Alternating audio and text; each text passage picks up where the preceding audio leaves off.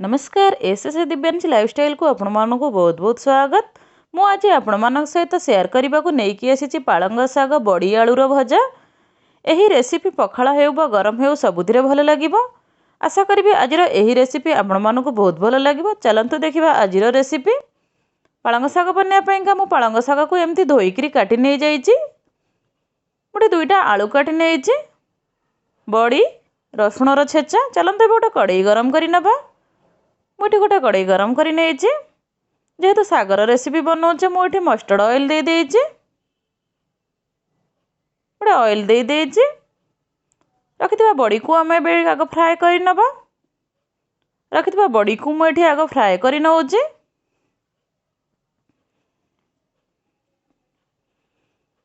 मोर बड़ी हेई आसिलाणी। मुझे एमती काढ़ी नउछि। मुठे एमती गोटे कटोरी को काढ़ी नहीं बड़ी को।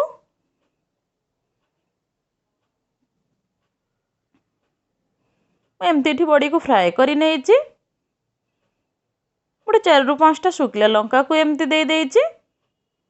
4 ରୁ 5टा शुक्ला लंका दे देइछि। आधा चामच पंचफुटण, आधा चामच जीरा दे दउछि, आधा चामच रसुणर छेचा मु एबे दे देइछि।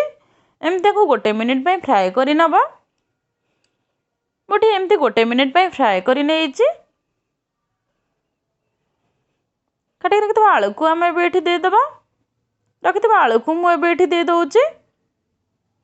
एई जगह आपण माने आलू बैगण भी दे परिबे। मुझे खाली आलू नहीं।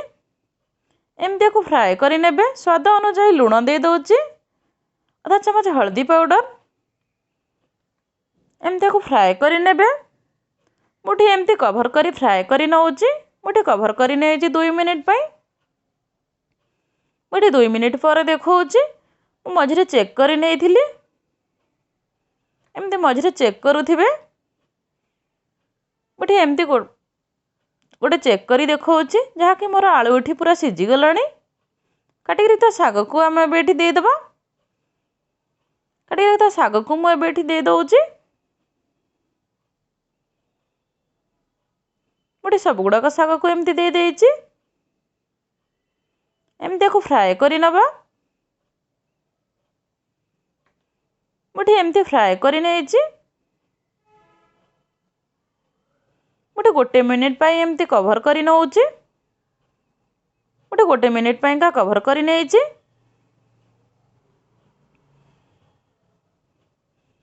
गोटे मिनिट पर मु एबे देखुछि। एमती को फ्राए कर नवा। बेसी कभर करिवे नाही जहाँकि बेसी सिझीजिव शाग। अधिक सिझीगले शाग भल लगे नाही। फ्राए हे रखिथिबा बड़ी को मु एबे एमती छेची नेइछि। रखिथिबा बड़ी को आम एबे दे देबा। रखिथिबा बड़ी को मु एबे दे देइछि। एमती को फ्राए कर नवा। मुठे एमती फ्राए कर नेइछि। एमती गोटे रू 2 मिनिट एमती फ्राए कर नवा।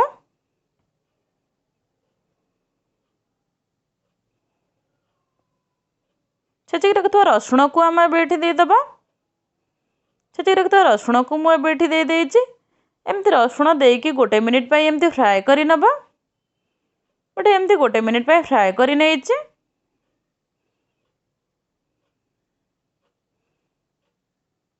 मोर पालंग शाग आलू बड़ीर भजा एठी बनीगला।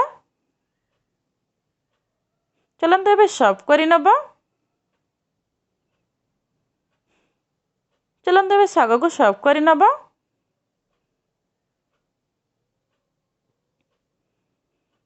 मो रेसिपी केमती लागला ताहा कमेंट माध्यम रे जणाइबे।